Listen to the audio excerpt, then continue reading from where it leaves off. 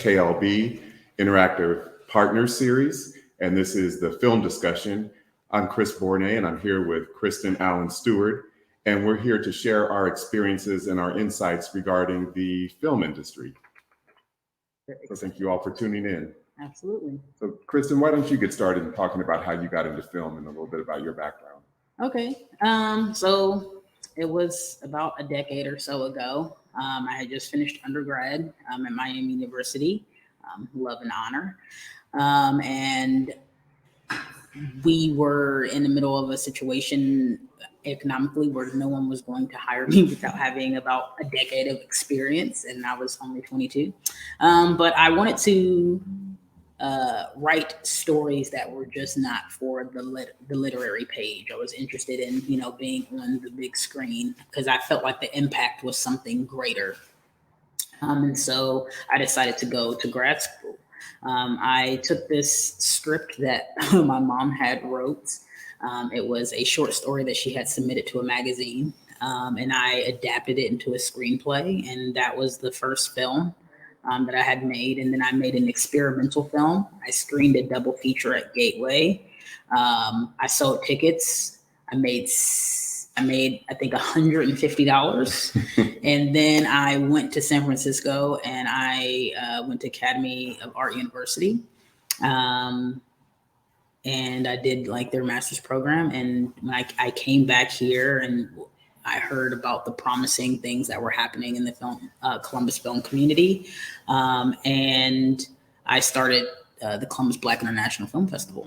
And so that's where we are today. Yes. Yeah. And we actually met through the Columbus Black International Film Festival because I made a documentary called Lady Wrestler. It's a little known story about Black women from here in Columbus, Ohio that integrated pro wrestling back in the 50s. So how I got into filmmaking was kind of my path was sort of similar to yours. Mm-hmm. I was born and raised here in Columbus. Mm-hmm. And my career, most of my career has been in print journalism, but I never really aspired to be a journalist. I always wanted to be, I always wanted to do creative writing, and I always wanted to be a filmmaker. And I never saw why you couldn't do both. I never thought, I either have to be a novelist or a filmmaker. I always looked up to people like Quincy Jones and Debbie Allen and Maya Angelou, who did more than one thing. Right. They were, they call them the multi-hyphenates. So I didn't see any reason why I couldn't be a novelist, a playwright, and a filmmaker. So I sort of fell into journalism. I had an internship at the Call and Post, the Black newspaper that's actually based in Cleveland, but I got an internship at their Columbus office. So that started my journalism career. And then over the years, I've worked at different newspapers. And so back in 2005, I was working at This Week, which is a sort of a community newspaper owned by the daily newspaper here, the Dispatch. And a friend of mine who works in PR, another African-American man named Terry Anderson, every time I would call him, he worked at the Greater Columbus Arts Council in their public relations department. Every time I would call him for story ideas, he would always say, there's this really interesting lady you should sit down and interview sometime. And it turned out to be Ethel Johnson, who was one of the first, with her sisters Babs and Marva, one of the first Black female wrestlers. And she was actually inducted into the WWE Hall of Fame this year. So I wrote her story up for the Dispatch. And then when her story came out in the Dispatch, it just happened to be the kickoff of Women's History Month. And that was the Arnold Classic of 2006. Arnold Schwarzenegger's people saw the story and called me at the paper and was like, we want to honor Ethel Johnson with a Lifetime Achievement Award. She was really shy when she wasn't in the ring. She was retired by the time I interviewed her. She was in her 70s. And she declined the Lifetime Achievement Award from Arnold Schwarzenegger. So I just said, I think her story and those of the, I found out in researching the article, there were dozens of women like her, most of them from Columbus. I just thought, if anybody's story needs to be told in a visual way, it's them. I didn't have the resources to do like a narrative film about it. I thought, well, why not just do a documentary about it? So that's how I got, but I always wanted to be a filmmaker, but that was sort of my, the way I got into it. Yeah. I like that film a lot. Actually. Thank you. Yeah, I really did like that film a lot. Very rich Columbus history. Yeah. And, it's history we were never taught in school. Absolutely. Yeah. Absolutely. Yeah. So what are some of the, you talked about getting into the industry and starting the Columbus Black International Film Festival. What are some of maybe the pitfalls that you would maybe give some advice that other filmmakers just starting out could avoid? One thing that I always try to tell filmmakers is write the story that you want to be made, that you want to see, a story that you can relate to, that's authentic, but know your audience. Yes. You have to know your audience. Who are the people that are going to see this film? Who are the people that you want to educate with this film? Who do you want to share this film with? Know the audience. Because I get so many people who are submitting films to film festivals and being disheartened or wanting to give up because they have a niche film, or they have an experimental film, or they have a film that's about something very cultural, and then they want to put it into the bigger festivals, right? Like a Tribeca or a Sundance, and that may not be their audience, but it doesn't mean it's a bad film. It doesn't mean it's a bad work. It doesn't mean that we don't need that film. You just have to know your audience, because there are films literally for everyone. We see how people have created a path into the type of art that they create. And one person is like Regina King. So we've seen her from Cincinnati, by the way. Yeah. So we've seen her acting and doing all these things for so many years. Who would have thought that directing is what she really wanted to be doing? Brenda from 227. Right. That's what she really wanted to be doing. And so she took the path of understanding who her audience was and built a career around that to get herself in a position to say, now I'm going to be creating the stories. I'm going to be directing the performances. And so I think audience is one of those, the biggest thing that I would always recommend, but also practice. We don't talk about apprenticeship anymore in this day and age because we're so technological, but apprenticeship is actually extremely important. And not just like internships, but like being on sets and saying, there are snacks here. How did those snacks get here? Who paid for those snacks? You know, there's a breakfast, there's a lunch, there's a dinner. Who's bringing this stuff? Who's organizing? Why is it called craft service? Right. Why is it called craft services? Why is there somebody who's sitting at a computer and just dumping footage all day? What do they do? Why is their job important? Understand set culture and how you can be a part of that, and knowing the tools and the resources that go into an everyday type of set situation, because the director doesn't control all those things. The producer doesn't control all those things. And the screenwriter isn't even on set. So it's kind of like something you need to know, like how does set culture work? How does running a film on shooting days, how does that run? How does that work? And ask those questions, because people who are on film sets, because they're daunting hours, love being there, right? Absolutely. That's the reason why they're there. They'd rather be nowhere else in the world but on those film sets. And so those individuals are really passionate about what they're doing. They have no problem showing you how things work, or wanting you to help set up sandbags or set up lights or do any of those different types of things, because the more people on set, the better those shooting days go, those production days go. So audience and understanding set culture, getting that apprenticeship. Yeah. One pitfall I would really avoid, I would advise filmmakers to avoid, is having a knowledge gap, meaning like, I really recommend doing your research, because even though there are all these streaming outlets and different platforms now and different ways to distribute your film, there's that many more ways to get ripped off. And for example, when I was going to distribute Lady Wrestler, there was an aggregator. An aggregator is like a service that they can get your film on like different streaming services like iTunes and Netflix and Amazon Prime Video. There was a lot of indie filmmakers who thought the stripper was going to be this, the way to go, that you wouldn't have to worry about trying to get a distribution deal with a big studio. And so I gave the stripper, I don't want to tell you how much money, but I ended up losing it because they went out of business before I was able to get the film on any of the platforms. So I ended up distributing Lady Wrestler and putting it on Amazon myself. I didn't even know that I could. Right. It was like all this research I did after the fact. It's like hindsight is not very valuable in the moment.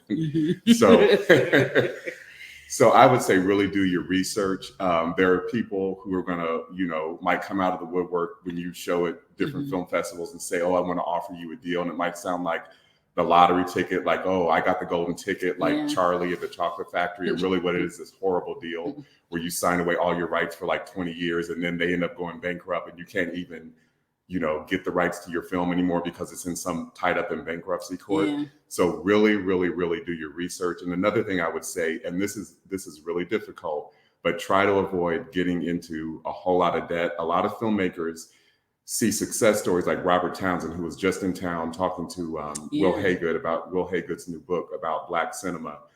Robert Townsend had the lottery ticket experience where he charged up $100,000 on credit cards back in the 80s and made Hollywood Shuffle, got a big deal, that launched his career as a director. He got an HBO special. But those kind of like Cinderella stories are kind of few and far between. Absolutely. People think, okay, I'll ask my parents to get a second mortgage on their house, or, I'll take out a loan with this ridiculously high interest rate, this like loan sharking. Yeah. And people think, okay, I'm going to get, when I get into Sundance, I'll get a $10 million deal and pay off all my credit cards. And, I'll be able to move to Hollywood and live in Beverly Hills. And, you need to be a little more real. I dream big, but, do your research and avoid getting into debt that you can't pay off, because that can really, really weigh down your dreams when you get into situations like that. Yeah, you have to have a plan. Yes. So in your research, understanding what your plan is. Yes. Right. So you wrote the story. How does pre-production go? What do you need for pre-production? Yes. I don't say this often, but the reality is when I made my first films, Chocolate and Lace and Success Sucks, I went to the library and I got a book. I got Filmmaking for Dummies. And I read that book front to cover. And I read it as if I was taking a college course and teaching myself. I wrote notes. I used Google, and I made these films. And the technology that we have now was not the same technology that we had then. I was an alum of Miami at the time when I made this film. And I had family members that I will thank in speeches in the future that I talked them into taking me to Miami University and editing that film. I did not have a right to be on that campus. Wow. I say this now. I don't care what anybody says. I paid my dues. But I went down there on the weekends because I worked during the week. And I edited the film. I talked to someone at Columbus State to help digitize the film because I was using like a VHS camera recorder that I got off of Craigslist.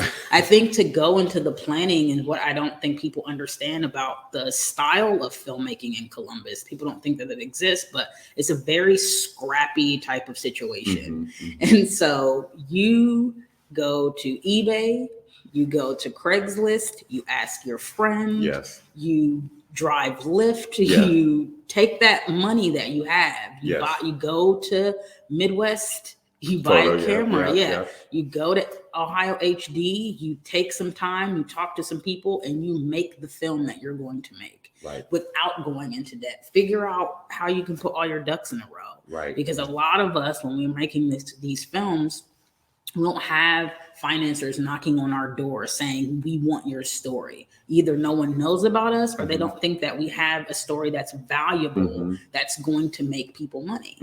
And so that's what the movies are for. But cinema isn't just about entertainment, right? Absolutely. So the research is very important. Having a plan is very important. Right.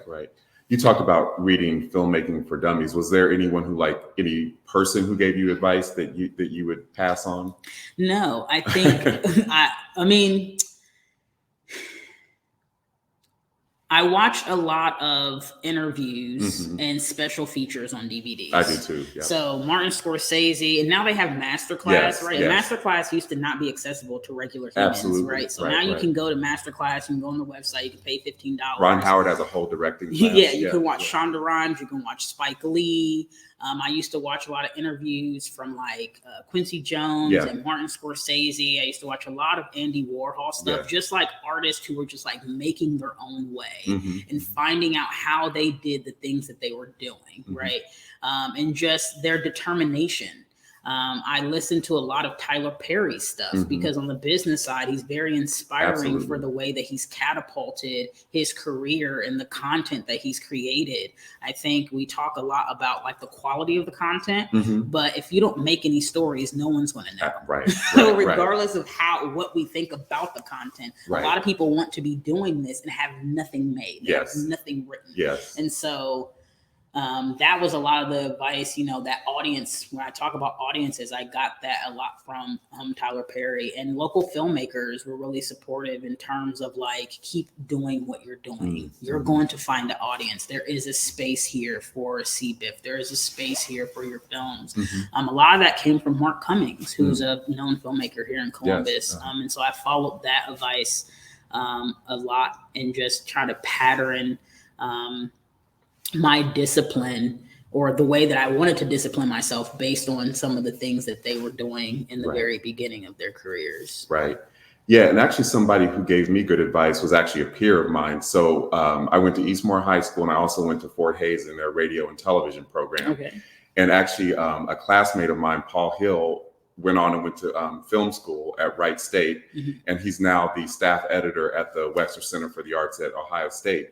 And when I was putting Lady Wrestler together, Paul told me, "Oh, why don't you apply for a fellowship at the Wexner Center, which is like all free post-production?" I didn't even know this program existed. Now, mind you, Paul and I have been friends since high school. And I sort of knew what he did, but I didn't know that they give out basically free post-production. So I was able to do all the, I did like a rough cut on my own, on like Final Cut on my little Mac Pro, but Paul took my, little rough cut and transferred it to their professional Avid editing system. Avid is a much more complex editing system. It's industry standard. And I ended up doing the voiceover myself in their recording booth, and then had the premiere there at the Wexner Center. So had I not known Paul, I would never have even known that program existed. And you mentioned watching a lot of interviews and stuff. I mean, just go on YouTube. There's all kinds of podcasts out there now specifically about filmmaking. One that I really recommend is Indie Film Hustle with a Latino filmmaker named Alex Ferrari. And actually from listening to him, I got turned on to this book called Independent Ed. It's a book written by Edward Burns, who's an actor and also a filmmaker. And he talked about making his first movie, The Brothers McMullen. He did this. He was working as a production assistant at Entertainment Tonight. He snuck into Entertainment Tonight's editing bay after hours, like you did at Miami University, and edited that. He shot it with just him and a cameraman. They didn't even use any lighting or anything. They used his parents' house in Long Island. He ended up, now this is back when Sundance was less corporate.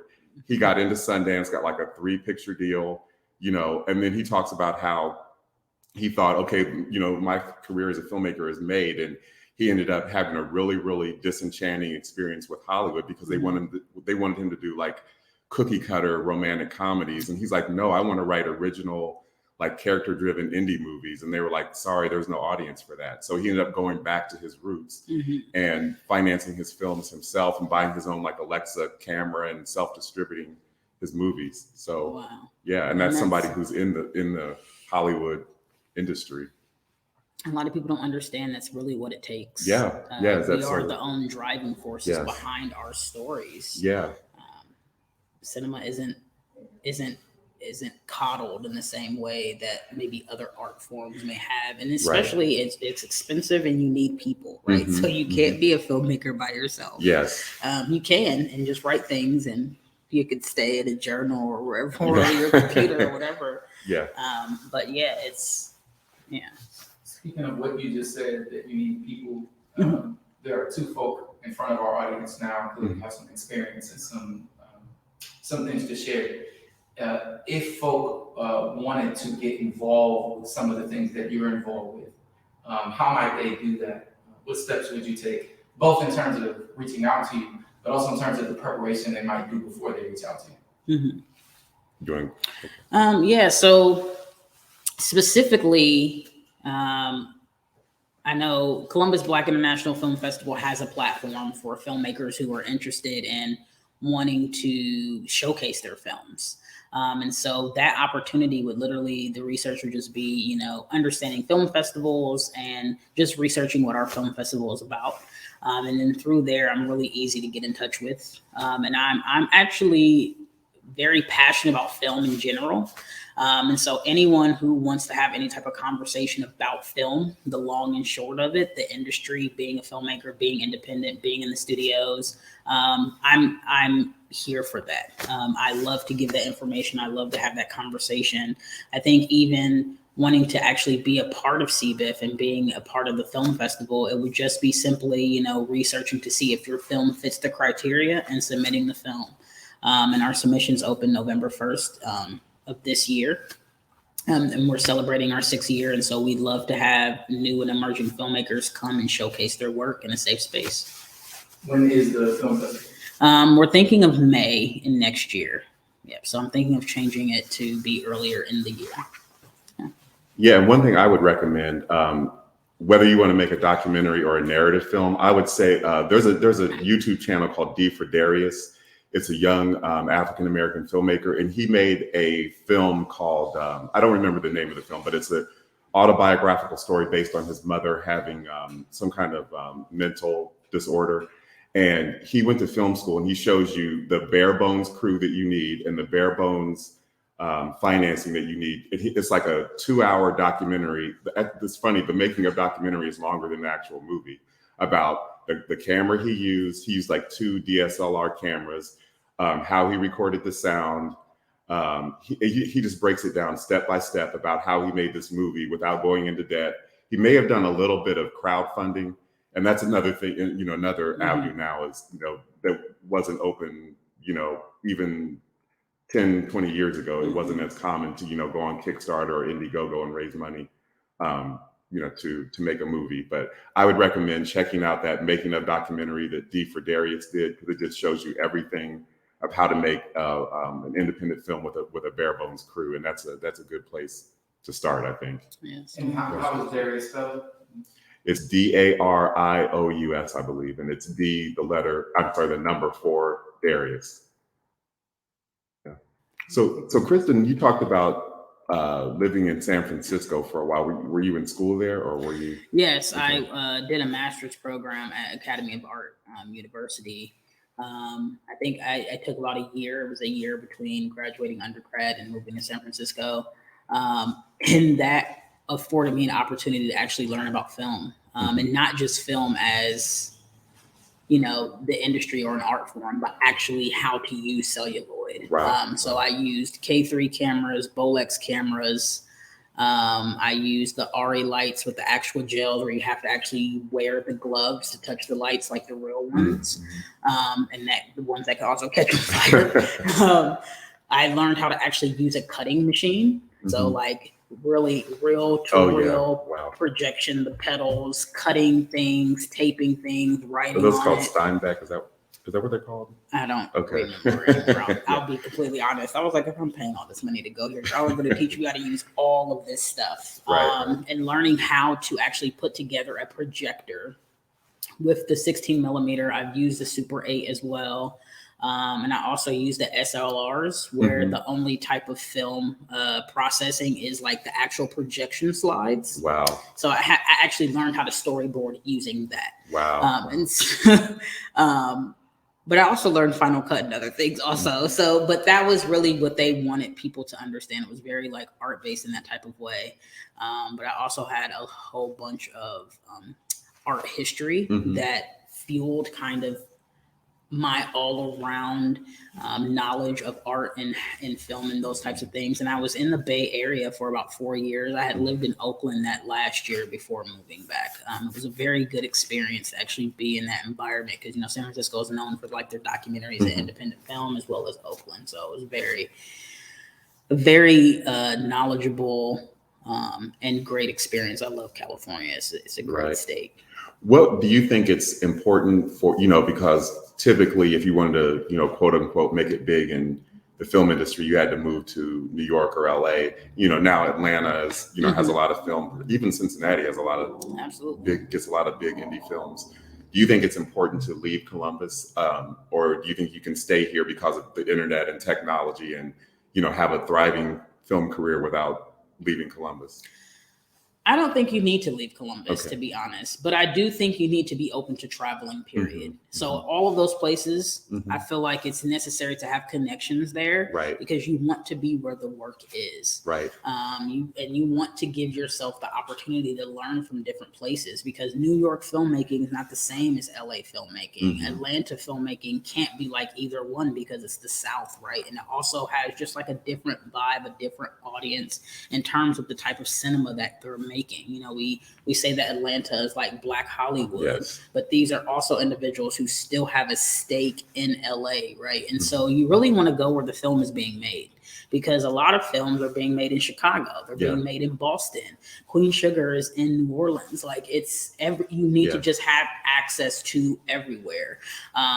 But staying in Columbus and making a good film is also very profitable, because the resources are here. It's not really about where you live anymore. It's just about who you know and what your journey is to get to where you want to be. I would say about a couple of decades ago, the goal was everyone in film wanted to have an Oscar, but that's not everyone's goal anymore. A lot of people have different goals and what they want to do in the film industry, and their journey is going to dictate kind of how that works. Right.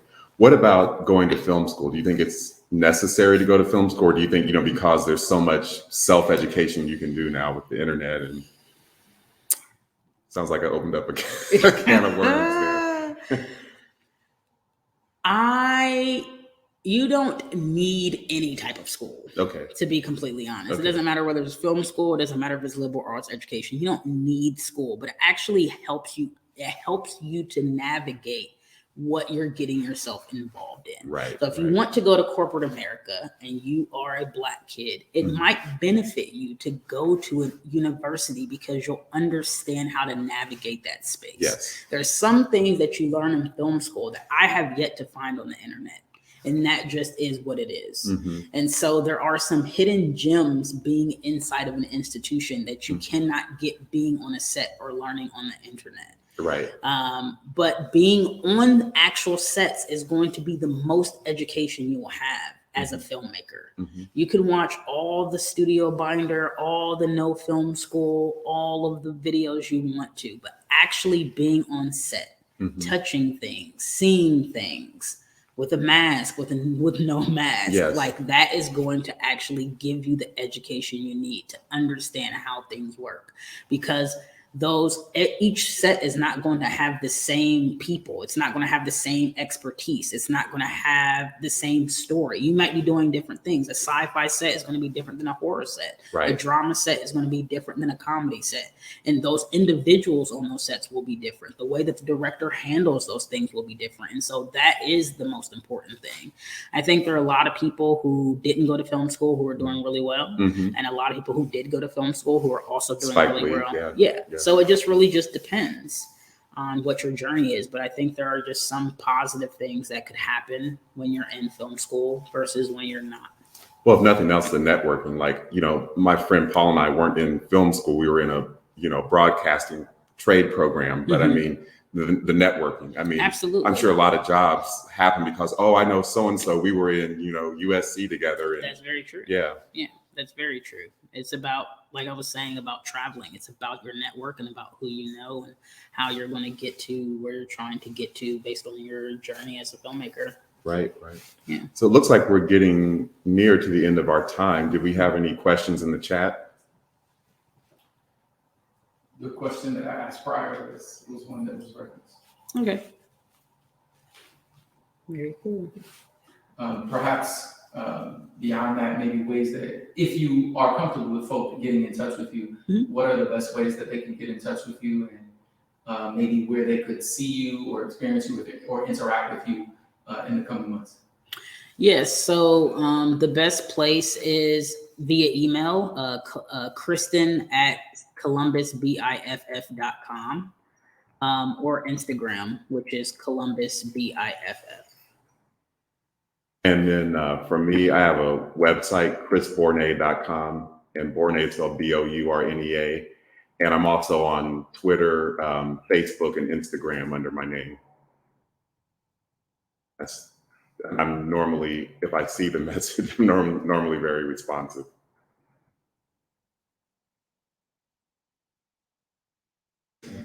Alrighty. Well, thank you for joining us for this TED Talk. I'm sorry, TED KLB 2020 Interactive Partner Series. I have been a pleasure. It's been a pleasure to be here today. Thank you very much and have a great rest of the day.